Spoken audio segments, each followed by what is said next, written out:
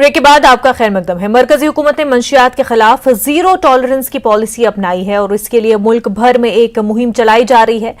मरकजी वजीर दाखिला अमित शाह की सदारत में आज दिल्ली में मंशियात की स्मगलिंग और कौमी सलामती पर एक इलाकाई कॉन्फ्रेंस मुनक्किद हुई। मंशियात के खिलाफ क्रैकडाउन पर अमित शाह ने कहा कि मकसद मंशियात की लत को खत्म करना और इसके खिलाफ बेदारी जरूरी है। मरकजी वज़ीर दाखिला की क़यादत में सभी रियासतों के ANTF की रजामंदी से NCB के जरिए मुल्क के मुख्तलिफ हिस्सों से जब्त की गई मंशियात को तबाह कर दिया गया।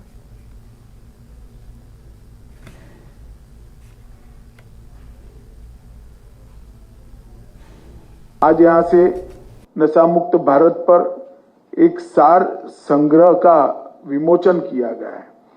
मैं सभी राज्यों के मुख्यमंत्रियों को और उपराज्यपालों को निवेदन करना चाहता हूं कि ये एक ऐसा कदम है जिसको राज्यों ने भी अपने राज्यों में आगे बढ़ाना है। जितनी इंफॉर्मेशन हम स्कूलों तक, जिला तंत्र तक और सारे NGO तक पहुंचाएंगे, हमारी ये लड़ाई मजबूत होगी।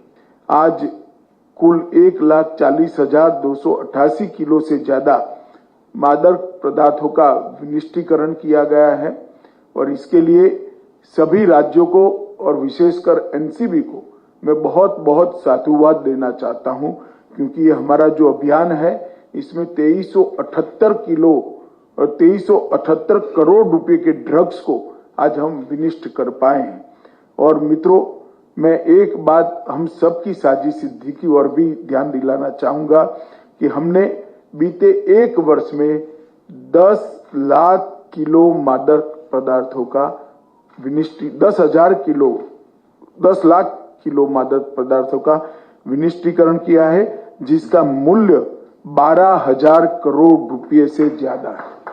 तो होल ऑफ गवर्नमेंट अप्रोच के साथ हेल्थ, समाज कल्याण विभाग, केमिकल और ड्रग डिपार्टमेंट, शिक्षा डिपार्टमेंट, पंचायत डिपार्टमेंट और राज्यों के गृह मंत्रालय, ये सभी एक प्लेटफॉर्म पर एकत्रित आकर काम करते हैं, तभी नशे की संपूर्ण मुक्ति की जो हमारी कल्पना है भारत के लिए, इसको हम सिद्ध कर पाएंगे। परंतु इतनी ही दृढ़ता के साथ मैं कहना चाहता हूं कि जो मादक द्रव्यों का सेवन करते हैं वो बेचारे विक्टिम है।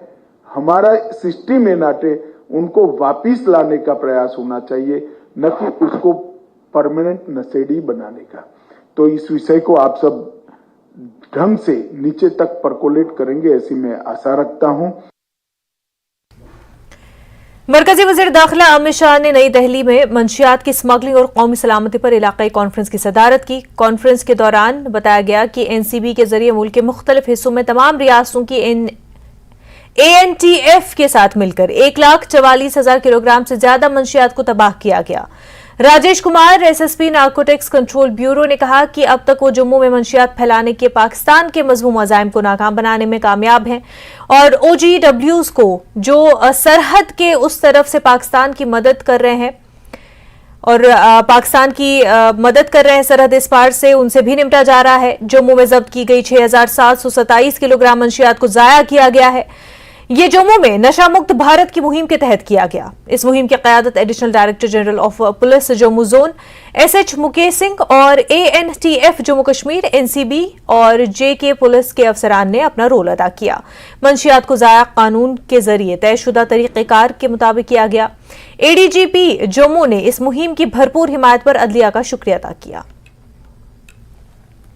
जो ये ड्रग्स पकड़ा गया, ये किन किन इलाकों में पकड़ा गया और कब से कब तक का है? ये जो है आप जो ड्रग्स देख रहे हैं, ये अलग अलग समय पर अलग अलग क्षेत्रों पे, बॉर्डर एरियाज पे, अंदरूनी इलाकों पे से लिया गया है। बॉर्डर इलाके पे पाकिस्तान की तरफ से ड्रोन के माध्यम से अब नारकोटिक्स का जाल फैलाने की कोशिश है जम्मू कश्मीर, और टारगेट अब पंजाब के बाद जम्मू कश्मीर में। कितना बड़ा चैलेंज है? देखिए, जो भी वो चैलेंज हमारे सामने लेके आते हैं, ना केवल NCB बल्कि दूसरी एजेंसीज भी इसका डट के मुकाबला कर रहे हैं और हम उनके इरादों को कभी भी कामयाब नहीं होने देंगे। जैसे अब LOC हो, चाहे वो IB का इलाका हो, वहाँ पे कोऑर्डिनेशन है आपका, वो किस तरह का है और जो ये कामयाबी मिली है इसके पीछे आप किसको आप एक सही समझते हैं कि कारण रहे? देखिए जो सीमावर्ती इलाके हैं उनमें आज के वक्त कोऑर्डिनेशन की कोई कमी नहीं है। सभी एजेंसियां जैसे एनसीबी, एएनटीएफ और सेंट्रल एजेंसीज जैसे बीएसएफ, बॉर्डर गार्डिंग फोर्स, इनके साथ मिलजुल कर तालमेल बनाकर हम लोग तस्करों को पकड़ने का कार्य कर रहे हैं। सर, लोकल इन्वॉल्वमेंट जो OGWs हैं वो भी इसमें माध्यम बनते हैं, इसको कलेक्ट करके मार्केट तक पहुंचाने में, उनका जो नेक्सस है उसको खत्म करने में किस तरह की सफलता आपको मिलती हुई दिखाई देती है? इस नेक्सस को हमने काफ़ी हद तक जो है बर्बाद किया है और हमारी आगे भी कोशिश रहेगी कि इस तरह के नेक्सस जो हैं वो हम लोग उनके इरादों में कामयाबी ना होने दें। जम्मू कश्मीर में सियासी माहौल गरमाने लगा है क्योंकि 2024 के लोकसभा इंतखाबात में अब सिर्फ 9 माह बाकी है। बीजेपी एक बार फिर वादी कश्मीर जैसे अपने सियासी तौर पर कमजोर इलाकों में पूरी तवज्जो मरकूज करके अपनी बुनियाद को मजीद मजबूत करने की भरपूर कोशिश कर रहा है। दिलचस्प बात यह है कि अपोजिशन पार्टियां और उसके लीडरान ने आने वाले इंतखाबात में बीजेपी का मुकाबला करने के लिए मुमकिन इत्तेहाद के बारे में भी अभी कुछ वजाहत नहीं की है। देखिए रिपोर्ट।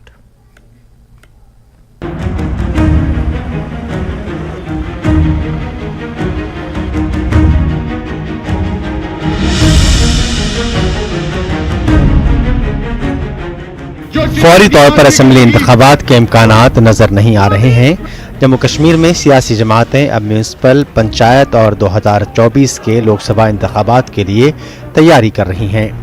2024 के इंतखाबात पर सबकी तवज्जो मरकूज है। बीजेपी के सियासी मुखालफिन भी लोकसभा इंतखाबात से पहले हाथ मिलाने और गैर बीजेपी इत्तेहाद बनाने के इम्कानात तलाश कर रहे हैं। हकीकत यह है कि जम्मू कश्मीर में तकरीबन तमाम गैर बीजेपी अपोजिशन पार्टियां नेशनल कॉन्फ्रेंस के सदर डॉक्टर फारूक अब्दुल्ला की सदारत में कई बार मीटिंगें कर चुकी हैं, लेकिन उन्होंने अभी तक अपने ग्रुप को अमली शक्ल नहीं दिया है। यहाँ तक कि एनसी और पीडीपी जैसी अहम अपोजिशन जमातों के लीडरों ने मुस्तकबिल करीब में गैर बीजेपी इत्तेहाद के क़याम के किसी भी इम्कान पर ज़्यादा बात करने से इनकार कर दिया है। ताहम सियासी माहिरीन का कहना है कि दोनों जमातें ख़ास तौर पर वादी कश्मीर में सख्त हरीफ हैं और इस तरह उन्हें वक्त लग रहा है जिसके दौरान वो बीजेपी के खिलाफ सीटों की तकसीम के इत्तेहाद के लिए कैडर को जहनी तौर पर तैयार करने की कोशिश करेंगे। जो है ना कश्मीर सेंट्रिक पार्टीज़ हैं और दोनों कंपटीशन में है कश्मीर वैली में, ख़ास तौर पे कश्मीर वैली में अगर देखें तो सियासी हालात देखें तो दोनों पार्टियों का आपस में कंपटीशन है। तो इनके लगता है कि कैडर के लिए मुश्किल है एकोमोडेट करना कि एक दूसरे के खिलाफ जब हम लड़ते रहे हैं, जब से अब 99 में पीडीपी बनी तब से ये दोनों लड़ रहे हैं। अब अलाइंस करना थोड़ा सा मुश्किल है ग्राउंड लेवल पे, लेकिन अलाइंस जैसे हम पहले कहा अलाइंस तो होगा, लेकिन कैडर को समझाना मुश्किल है और ये दोनों लीडर लगे हैं क्योंकि इनका नेशनल लेवल पे इन पे प्रेशर है। सियासी माहिरीन का कहना है कि एनसी लीडर उमर अब्दुल्ला किसी दूसरी पार्टी के साथ इत्तेहाद करने के लिए ज्यादा बेचैन नहीं है। यहाँ ये जिक्र करना जरूरी है कि उमर अब्दुल्ला ही थे जिनकी क़यादत में गुज़िश्ता सितंबर में पार्टी की मीटिंग में जम्मू कश्मीर में तमाम इंतखाबात किसी दूसरी पार्टी के साथ इत्तेहाद के बगैर लड़ने की वकालत की गई थी।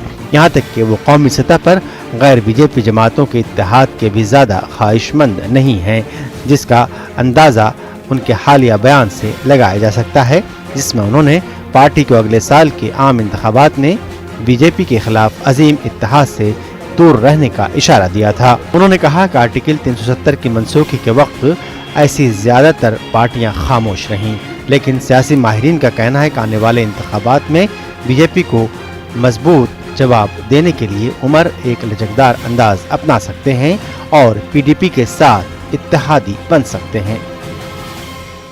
अगर उनको नेशनल लेवल पे जो नेशनल अपोजिशन पार्टी का यूनाइटेड फ्रंट बन रहा है, अगर उनको उनके साथ चलना है, नेशनल लेवल पे पार्टी के साथ चलना है, तो उनको थोड़ा सा कंसेंसस करना पड़ा, थोड़ा सा एकोमोडेट करना पड़ेगा पीडीपी को भी।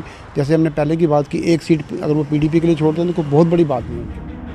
क्योंकि एनसी और पीडीपी जैसी अपोजिशन पार्टियों के लीडर अभी तक इत्तेहाद के मामले पर वाज़ेह मौक़िफ़ के साथ नहीं आए हैं, इस वजह से जम्मू कश्मीर में इसकी इत्तेहादी जमातों में बेचैनी फैल गई है। जम्मू कश्मीर पैंथर्स पार्टी के लीडर हर्षदेव सिंह जैसे लीडर आने वाले इंतखाबात के लिए बीजेपी मुखालिफ महाज बनाने की पुरजोर वकालत कर रहे हैं।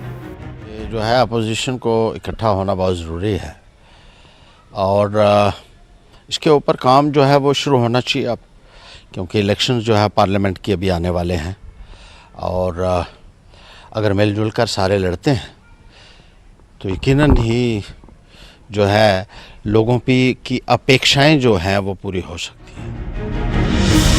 बीजेपी क़यादत कौमी सतह पर या जम्मू कश्मीर में अपने मुखालफिन के किसी मुमकिना इत्तेहाद पर ज़्यादा फिक्रमंद या परेशान नहीं है। उसका मानना है कि बीजेपी जम्मू कश्मीर से तमाम 5 लोकसभा सीटें जीत लेगी और यहाँ तक कि असेंबली इंतखाबात के बाद अगली हुकूमत बनाएगी, चाहे उसके तमाम मुखालफिन एक साथ मिल जाएं। न्यूज़ 18 के लिए जम्मू से समीर भट्ट की रिपोर्ट। बकरवाल कम्युनिटी के लोग आज प्रेस इनक्लेव श्रीनगर में जमा हुए और बेघर अफराद को 5 मरला अराजी फराहम करने पर एलजी मनोज सिन्हा और इंतजामिया के हक में नारे लगाए। उनका कहना था कि दस्तावेजात के अमल को आसान बनाया जाए और बकरवाल बरादरी को भी ये जमीन दी जाए। मुनक्कद किया, जिसका मतलब ये था कि रियासती गवर्नमेंट और एलजी मनोज सिन्हा साहब ने जो एक आर्डर निकाला है कि जो ट्राइबल्स हैं उनको 5 मरला जमीन दी जाएगी, लेकिन उसमें जो डॉक्यूमेंट्स मांगे जा रहे हैं वो ये हैं कि आपके पास वोटर कार्ड होना चाहिए यहाँ का और आपके पास यहीं का राशन कार्ड होना चाहिए। और हम बकरवाल लोग हैं, आप भी जानते हैं कि हम कभी कहाँ टेंट लगाते हैं और कभी कहाँ, हमारा कोई परमानेंट ठिकाना नहीं है, ना हमें कोई रहने देता है।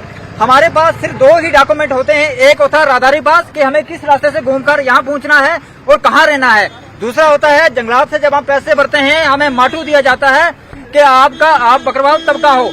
और 2 डॉक्यूमेंट राहदारी पास और माटू पास को कंसीडर करके हमें भी 5 मरला जमीन का जो हक है दिया जाए, क्योंकि बाकी हमारे पास कोई डॉक्यूमेंट नहीं है। हम मनोज सिन्हा साहब की जितनी भी ये इस चीज की तारीफ करें, उनका शुक्रिया अदा करें, बहुत कम है। और जितनी भी इससे पहले गवर्नमेंट आई है हमें कभी 5 मरला जमीन का किसी ने नाम भी नहीं लिया। चलो आज एलजी साहब ने अगर 5 मरला जमीन का बोला है, हमें एलजी साहब से गुजारिश है कि हमें ये जो ग्राउंड पे इम्प्लीमेंट करके हम बकरवाल कम्युनिटी, एलजी साहब को पता है कि 4,80,000 बकरवाल कम्युनिटी है, इस तबके को लैंडलेस है, बिल्कुल इनके पास कुछ नहीं है, खाली माल मवेशी है, कुछ नहीं रहने के लिए, इनको जगह दी जाए। श्रीनगर पहली मर्तबा कौमी फुटबॉल कैंप की मेजबानी के लिए तैयार है। जम्मू कश्मीर से ताल्लुक रखने वाले बैनुल अक़वामी फुटबॉलर इशफाक अहमद को अंडर 16 का कौमी कोच मुकर्रर किया गया। न्यूज़ 18 के साथ डिप्टी एडिटर शब्बीर अहमद के साथ उन्होंने बतौर कोच तकर्रुरी और श्रीनगर में होने वाले कैंप पर बातचीत की। आइए देखते हैं। अंडर 16 का नेशनल कैंप लग रहा है चंद ही दिनों में। हमारे साथ इस पे बात करने के लिए इशफाक खुद मौजूद हैं। आपका इशफाक जी के में खैर मकदम। Thank you very much. बड़ा प्राउड फील हो रहा है क्योंकि नेशनल टीम के लिए खेल चुके हैं और अब कोचिंग का एक मौका मिला है। और हम अभी रिसेंटली जो प्रो लाइसेंस जापान से करके आए थे लास्ट मॉड्यूल, तो फेडरेशन चाहते हैं जो नए कोचेज आ रहे हैं जिन्होंने खेला है और जिनके पास एक्सपीरियंस है खेलने की और कोचिंग की भी, उनको मौके दे रहे हैं। और अल्हम्दुलिल्लाह मैं भी चुना गया वहाँ इसमें और उम्मीद करते हैं कि अब रिस्पॉन्सिबिलिटी है, चैंपियनशिप आ रही है आगे, एक अच्छा कैंप यहाँ पे हो और उम्मीद करते हैं कि कम से कम वहाँ से गोल्ड मेडल लेके आए। इशफाक, आपका तो वैसे नेशनल रिस्पॉन्सिबिलिटी है, पूरे मुल्क की रिस्पॉन्सिबिलिटी है, लेकिन JNK का ताल्लुक है तो जाहिर सी बात है थोड़ा सा वो नरम गोशा तो होगा ही। कैंप की बात बाद में करूंगा, पहले बताना चाहूंगा फुटबॉल अभी जिस लेवल पे यहाँ पे है, कहाँ देखते हैं फुटबॉल को? देखिए, बहुत एक अच्छा माहौल बन रहा है फुटबॉल का। जो ये लीग हो रहा है, DFA लीग हो रहा है, पहली बार 20 टीमें उसमें खेल रही है और अंडर लाइट्स मैचेस हो रहे हैं।